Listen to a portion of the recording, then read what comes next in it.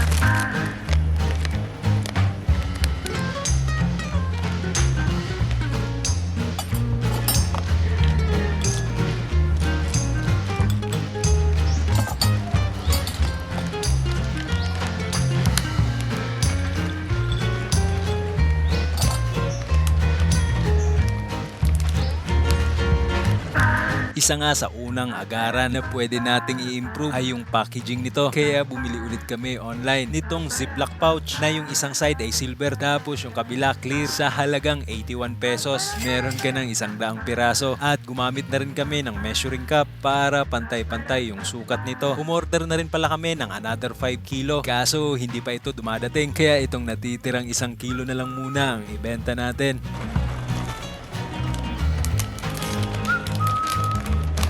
At kung dun sa una ay nakapagbalot tayo ng 36 pieces sa 2 kilo, ganun lang ulit rito. Pero 18 pieces na lang dahil 1 kilo lang ito.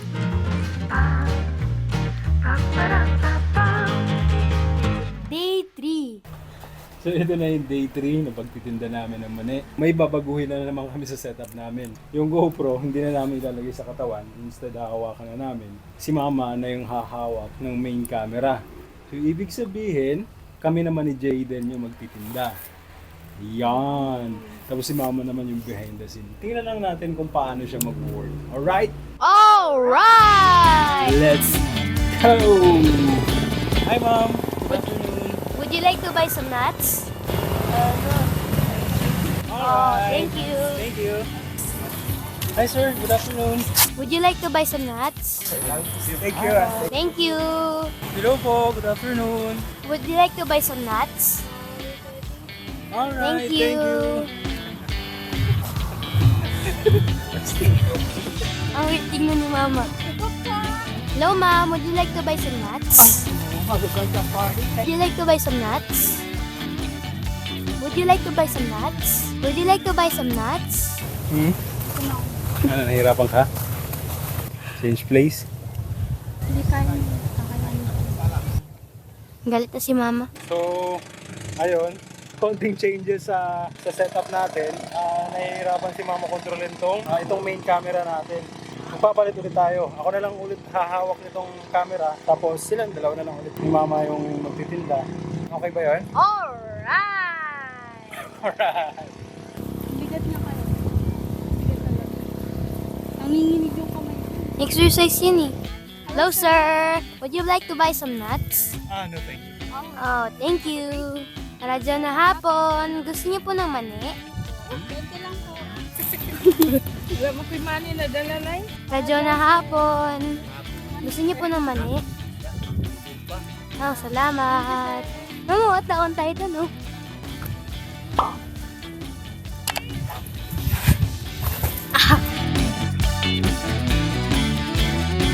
Medyo nahapon po. Mani po. Gusto niyo po ng money, sir? Bente lang. Yay! Dalawa. Uy, yun. Shoutout na sa vlog. Yeah, shoutout po. Salamat po. 20, no? Opo. Thank you, sir. Salamat po. Hello po, ma'am. Mani po. Salamat po. Mani po. Oh. Narito na hapon. Mani po. Money, mama. Mani po. Salamat. Ma'am. Excuse me po. Good afternoon. Mani po. Salamat. Excuse me po. Thank you.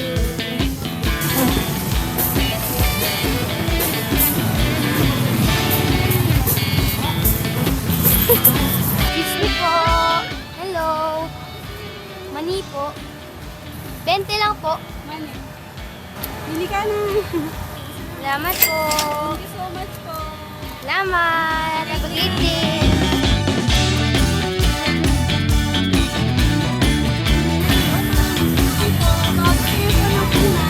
Excuse me po. Mani po, ma'am. Narado na hapon. Mani po. Salamat sa radyo. Excuse me po. Gusto niyo po money. Excuse me po. Mani po.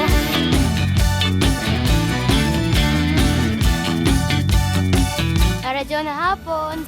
Bente lang, sir. Pang merienda niyo po. Opo. Roasted lang po. Ito baka tali. Ito yung vlog na. Titingnan niyo wal. Yan, si sir. Shoutout po kay sir. Ang bait-bait niya po. Thank you, sir. Maraming bumili sa inyo. Opo, salamat, sir. Salamat po. Ito na lang po pambayad, mami.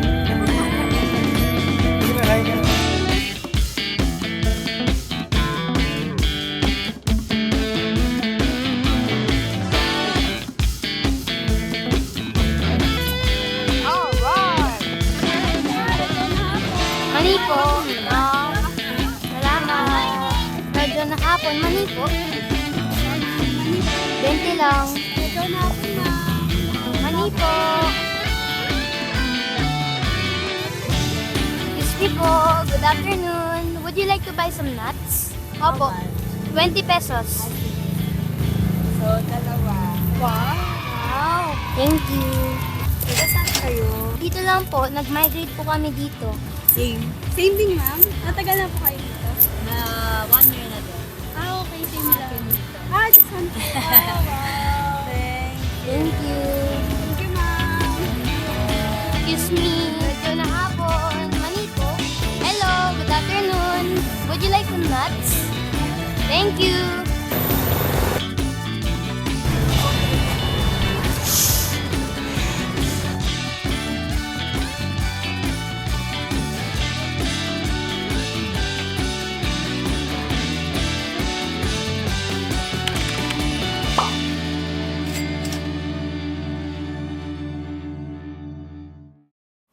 This is the day 4. Day 4 na, no? So wala pa si Jayden kasi nasa school pa. Puntahan muna namin siya sa school. Lakad lang kami papunta doon. Ayun, subukan din namin mag-approach habang naglalakad papunta doon. And ito lang muna, GoPro lang muna yung gagamitin namin camera. Ito, naka-ready na lang ito mamaya pag nandiyan na si Jayden. Let's go!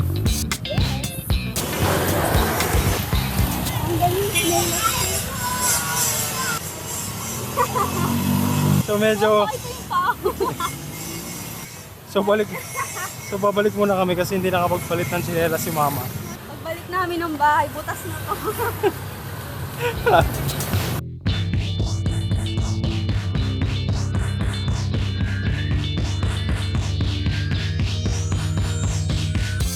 Tinda mo na kami, kuya. Mani. 20, bili ka na. Ay, meron ka na po. 20 lang po. Ay, 5 agad oh. Oh. May purpose talaga yung pagbalik.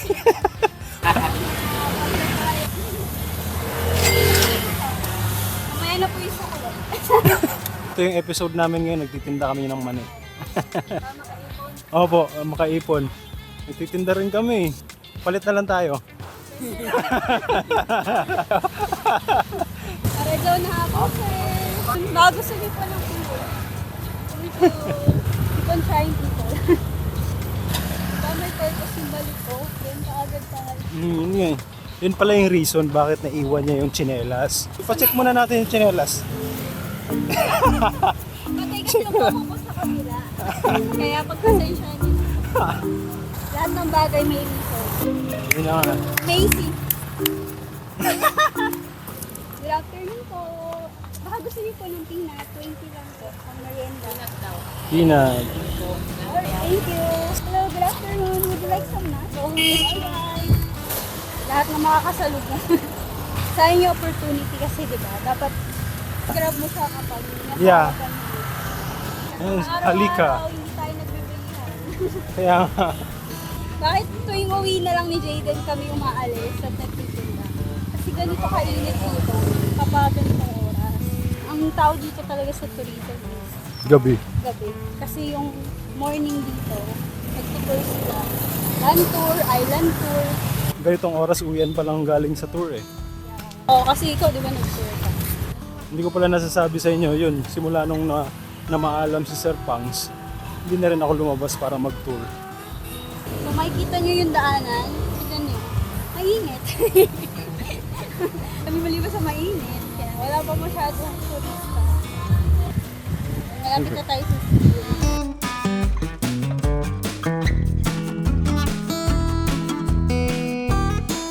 Hello, good afternoon. Would you like some nuts? Grocery nuts? Alright.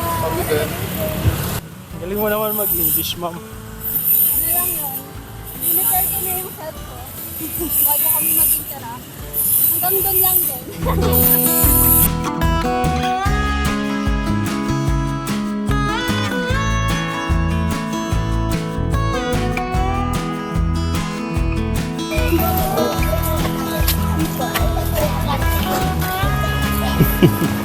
Dito na kami sa school.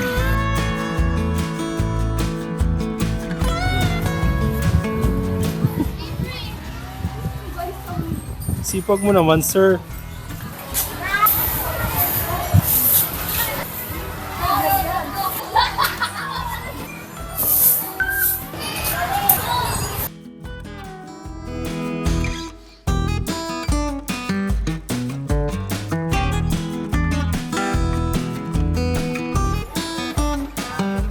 Ama, bibili si teacher ng 3. Let's go. Ma'am, ito na po. Thank you. Thank you. Opo, okay na po. Bye. Alright. Mano po. Ma'am, bili ka po ng mani. Dahil nga may mga sinalihan rin si Jayden na activities dito sa school. Marami na rin siyang mga kaibigang guro. At nung nakaraan nga ay mabilis niya raw itong naibenta. Meron pa nga raw mga gustong bumili. Ang kaso 5 piraso lang yung nadala niya. Kaya bago kami lumabas ay dinaanan na muna namin sila. Salamat. Thank you, ma'am. Bye. Wala na. Yun o. Siguro yung charm ko gumagana lang sa mga teacher. Ubus na siya at gumagana rin yung pakiramdam ko. Paano yung mga gawang pakiramdam? So since naubos na, anong gagawin natin? Dito na natin tatapusin itong video. Maglalakad na lang kami pa uwi. Alright? Alright! Alright! Alright! See you next video!